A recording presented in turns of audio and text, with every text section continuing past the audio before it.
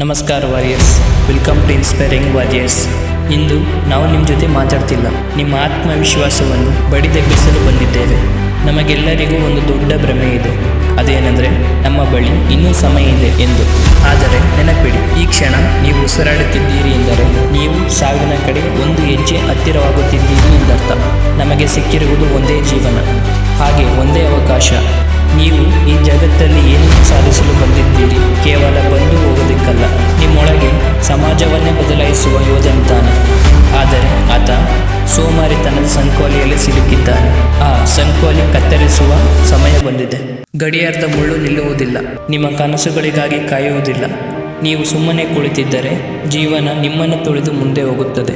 ನನಗೆ ಭಯವಾಗುವುದು ಸೋತು ಹೋಗುತ್ತೇನೆ ಎಂದಲ್ಲ, ಬದಲಾಗಿ 6 ವರ್ಷಗಳ ನಂತರ ಅಥವಾ 60 ವರ್ಷಗಳ ನಂತರ ನೀವು ಎಚ್ಚರಗೊಂಡಾಗ ಅಂದು ನಾ ಕೆಲಸ ಮಾಡಬೇಕಿತ್ತು ಎಂದು ಪಶ್ಚಾತ್ತಾಪ ಪಡುವುದನ್ನು ಕಂಡು ಆ ಪಶ್ಚಾತ್ತಾಪದ ನರಕಕ್ಕಿಂತ ಹಿಂದಿನ ಶ್ರಮಕ್ಕೆ ಕಷ್ಟವೇ ಮೇಲು. ಜವಾಬ್ದಾರಿ ನಿಮ್ಮದೇ. ಯಾರೋ ಬಂದು ನಿಮ್ಮನ್ನು ಮೇಲೆತ್ತುತ್ತಾರೆ ಎಂದು ಕಾಯಬೇಡಿ.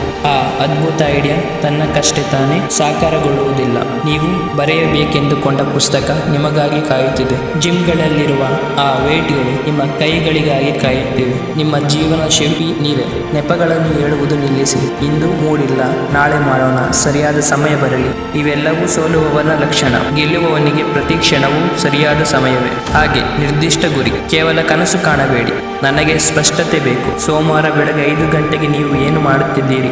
ಮಂಗಳವಾರ ನಿಮ್ಮ ಗುರಿಯ ಕಡೆ ಎಷ್ಟು ಹೆಜ್ಜೆ ಹಾಕಿರುವಿರಿ? ಬುಧವಾರ ವೇಳೆ ನೀವು ಎಷ್ಟು ಬೆವರು ಹರಿಸ್ತೀರಿ? ದಿನವೊಂದರಲ್ಲಿ 86,400 ಸೆಕೆಂಡ್ ಏನು ಮಾಡುತ್ತಿದ್ದೀರಿ? ನೀವು ಹೇಗೆ ಖರ್ಚು ಮಾಡುತ್ತೀರಿ ಎಂಬುದು ನಿಮ್ಮ ಯಶಸ್ಸನ್ನು ನಿರ್ಧರಿಸುತ್ತದೆ. ನೀವು ತುಂಬಾ ನಿಧಾನವಾಗಿದ್ದೀರಿ, ತುಂಬಾ ಉದಾಸೀನ ಮಾಡುತ್ತಿದ್ದೀರಿ. ನೆನಪಿಡಿ, ನೀವು ನಿದ್ದೆ ಮಾಡುತ್ತಿರುವಾಗ ನಿಮ್ಮ ಪ್ರತಿಸ್ಪರ್ಧಿ ಎಚ್ಚರಗೊಂಡು ಓಡುತ್ತಿದ್ದಾನೆ. ಹಾಗೆ ಸ್ವಾಮಿ ವಿವೇಕಾನಂದರು ಹೇಳಿದಂತೆ, ಒಂದು ಆಲೋಚನೆಯನ್ನು ತೆಗೆದುಕೊಳ್ಳಿ, ಅದನ್ನೇ ನಿಮ್ಮ ಜೀವನವಾಗಿಸಿಕೊಳ್ಳಿ. ನೀವು ಸತ್ತಾಗ ನಿಮ್ಮೊಡನೆ ಒಂದು ಕನಸು ಕೂಡ ಬಾಕಿ ಇರಬಾರದು. ನಿಮ್ಮ ಪ್ರತಿ ಹನಿ ರಕ್ತ, ಪ್ರತಿ ಹನಿ ಬೆವರು ನಿಮ್ಮ ಗುರಿಗಾಗಿ ವಿನಿಯೋಗವಾಗಿರಲಿ. ನಿಮ್ಮ ಶಕ್ತಿಯ ಸಂಪೂರ್ಣ ಬಳಕೆಯಾಗಲಿ. ಈ ಭೂಮಿಯಿಂದ ನೀವು ಹೋಗುವಾಗ ನಾನು ನನ್ನ ಕೈಲಾದುದನ್ನು ಮಾಡಿದೆ ಎಂಬ ತೃಪ್ತಿ ಇರಲಿ. ವಾರಿಯರ್ಸ್, ಕಾಯುವ ಕಾಲ ಮುಗಿಯಿತು. ನಿಮ್ಮ ಹಾಸಿಗೆಯಿಂದ ಹೊರಬನ್ನಿ. ಕನ್ನಡಿಯ ಮುಂದೆ ನಿಂತು ನಿಮ್ಮ ಕಣ್ಣಲ್ಲಿ ಕಣ್ಣಿಟ್ಟು ಹೇಳಿ, ಇಂದಿನಿಂದ ನಾನು ನೆಪಗಳನ್ನು ಹೇಳುವುದಿಲ್ಲ, ನಾನು ಹೋರಾಡುತ್ತೇನೆ ಎಂದು. ಯೋಧನು ಸೋಲಿಗೆ ಹೆದರುವುದಿಲ್ಲ, ಅವನು ಸುಮ್ಮನೆ ಕುಳಿತುಕೊಳ್ಳೋದಕ್ಕೆ ಹೆದರುತ್ತಾನೆ.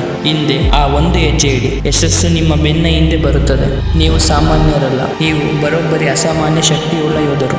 ಆ ಶಕ್ತಿಯನ್ನು ಜಗತ್ತಿಗೆ ತೋರಿಸಿ. ಸಿಗೋಣ ಮುಂದಿನ ವಿಡಿಯೋದಲ್ಲಿ. ಧನ್ಯವಾದಗಳು.